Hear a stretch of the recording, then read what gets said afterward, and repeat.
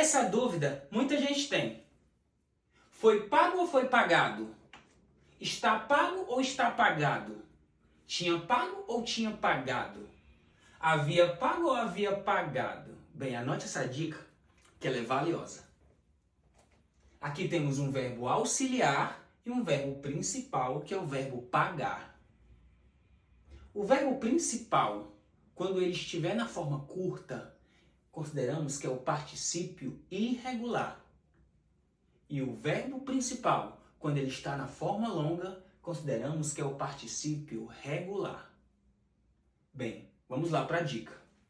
Toda vez que o verbo auxiliar, neste caso, é o verbo ser, e neste caso é o verbo estar. Quando o verbo auxiliar for o verbo ser ou o verbo estar, você sempre vai optar pela forma curta ou particípio irregular. Portanto, o jeito certo de falar e escrever é foi pago. É está pago. Porque os verbos auxiliares são os verbos ser e o verbo estar. E quando o verbo auxiliar for o verbo ter ou o verbo haver? Ou seja, verbo ter e o verbo haver.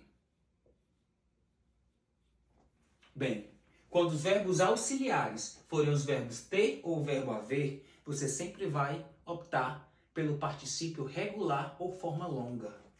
Portanto, tinha pagado e havia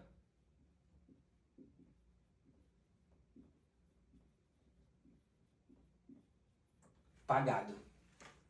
Interessante, não é? Portanto, temos o verbo principal, que é o verbo pagar. Vamos olhar sempre para o verbo auxiliar, que é o verbo que acompanha o verbo principal. Bem, quando o verbo auxiliar for o verbo ser ou o verbo estar, você sempre vai optar pela forma curta. Foi pago, está pago. Toda vez que o verbo auxiliar for os verbos ter ou o verbo haver, você sempre vai optar pela forma longa. Portanto, é tinha pagado e havia pagado. Salva essa dica, compartilha com os amigos, printa